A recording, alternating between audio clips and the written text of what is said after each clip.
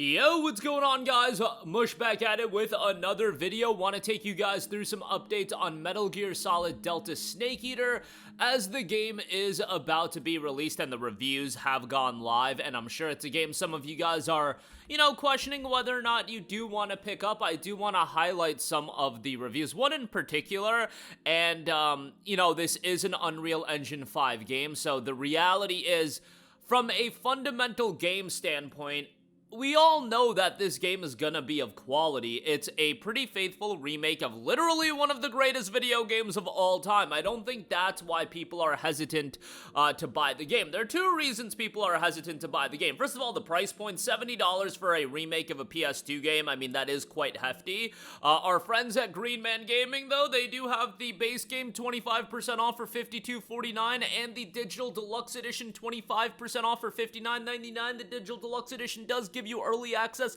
link in the description box below on that, so you can get it cheaper over there, but it's still a hefty price point for a game that is a remake of a PS2 game, a game you can complete in like 15 hours.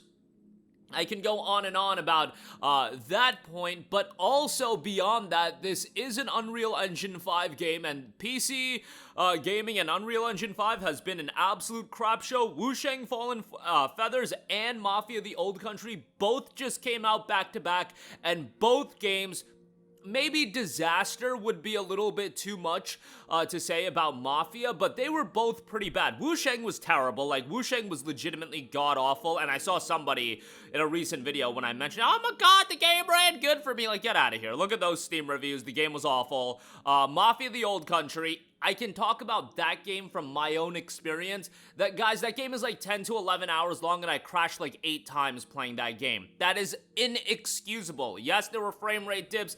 I could almost understand that. It's a good-looking game. I'm not gonna be as mad about the frame rate dips in Mafia. Was there a little bit of stuttering going on? Yeah, but nothing too game-breaking. 8 crashes in the span of 11 hours is inexcusable, in my opinion. Might have been even more than that, but it was at least at the very least 8, and oftentimes it was multiple crashes within the span of an hour. It was ridiculous. Like, stuff like that is ridiculous, and again, I think from a performance standpoint, I don't want to say it was that bad, but it could have been better from that regard as well, in terms of the frame rate, and I noticed a lot of frame dips when playing Mafia, but Mafia is a good-looking game for what it's worth. Metal Gear, again, a good-looking game, and the issue with the reviews coming out before the game comes out, I always feel like it's a little bit hard to cover these games when the day one patches and you're on an earlier build. I have a lot of empathy for the reviewers in terms of them playing the game on PC. How do you cover the game from a PC performance standpoint? Well, PC Gamer does do a pretty good job, and they do note that they were playing the game on an Intel i5-12400 and an RTX 4060, so very much a mid-level build there, which I appreciate them reviewing the game on a mid-level build, because that'll give us a better idea of the game and how it runs on general people's PCs, especially because, 5080s, not really something everybody has. An excerpt from their review, which I'll leave linked in the description box below.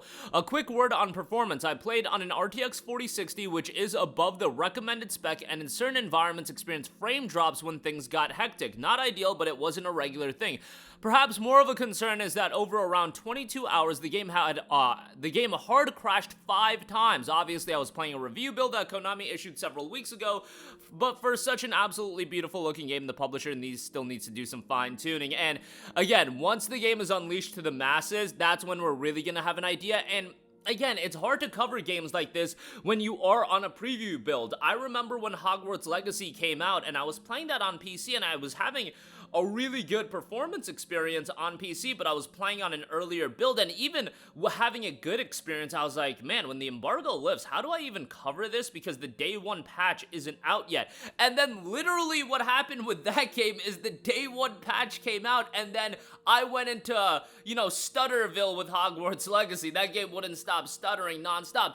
Honestly, when it comes to PC gaming, because so many people have so many different configurations, it is a little bit of a crapshoot, so you're going to have to deal with the, oh, it runs well for me, brigade out there, especially when it comes to a game like Metal Gear. And on top of that, you know, people have different expectations on what's playable and what's not playable. I think those two factors are the biggest factors that people always forget about when they talk about performance, and when the game runs well for me, people come out in droves. It's like, first of all, how do you define what well is? Well for you might not be well for me, might not be well for my buddy, for the millions of people that are playing these games on PC. And then on top of that, there is this wide variance of performance that people get, even people on lesser hardware. Remember when Spider-Man 2 came out, people on an RTX 3060 were saying that the game was doing well and it was playable for them. But then me playing the game on a 4070, it was a complete crap show, and my buddy playing the game on even a higher end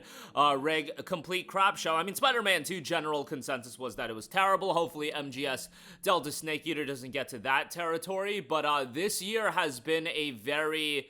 look, I've been playing a lot of games on PC for several years, and I feel like a lot of years I say, oh my god, it hasn't been worse, but, you know, this year's been really, really bad. I don't think I can understate that with how many games this year that I played, and I'm just like, this runs like crap, that runs like crap. Now, have there been games that ran well? Absolutely. Split Fiction, Dynasty Warriors Origins, Kingdom Come Deliverance 2, those are games that me playing them, I had really good experiences out of them. And yeah, there are games that come out and then they get fixed. Spider-Man 2 got fixed fairly quickly, but then again, the fact that we're looking at games that run well as like, oh, we got some W's, it should be like the L's should be very minuscule. There shouldn't be all too many L's, but there have been a lot of L's this year.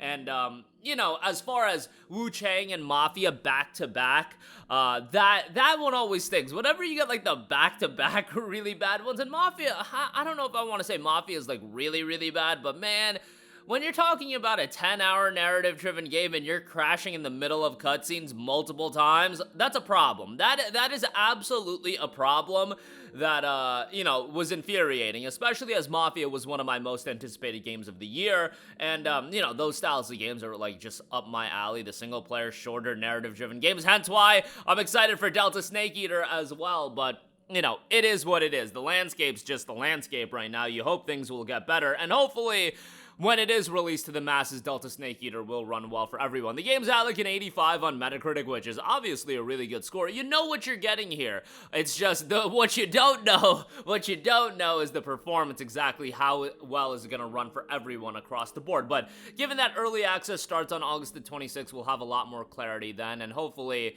you know, more insight will be coming. But given that it is a early build that the reviews are running on, there's only so much you can take away from that. That'll do it for me. And by the way, the PS5 version, I did see that was dipping. Even the Pro was dipping to frame rates in the 40s. But I'll take frame rates that sometimes dip into the 40s over crashes. If you're talking about multiple crashes, to me, that's horrendous. If MGS5 on PlayStation 5 can steady stay at 55 to 60 frames per second, and maybe some of the more intense areas, it dips to 40, I would take that all day long than having that and crashes, which is like the experience I had in Mafia. Like, Mafia, I had frame rate dips, and I had crashes on top of that. The frame rate dips, I'm like, whatever on. The crashes are just ridiculous. They're game-breaking experiences. Crashes and stuttering to an extreme degree. I'm okay with the frame rate dipping here and there, but the excessive stuttering and the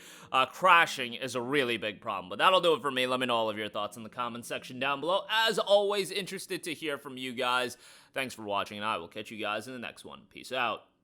Hey, what's going on, guys? Mush here again. Hope you enjoyed the video. As you guys might know, YouTube's notification system is sometimes a little bit wonky, even if you're subscribed to the channel. Maybe you're not abundantly aware that I uploaded a video. To remedy that situation, make sure you hit the bell notification button. This way, whenever I upload a new video, and I try to upload as consistently as possible, you will be notified directly of the upload, and you can watch it as soon as it goes live. I would really appreciate if you guys hit that button so you can stay up to date with all of the content I'm posting. But as always, guys, thanks for watching, and I'll catch you guys in the next one. Peace out.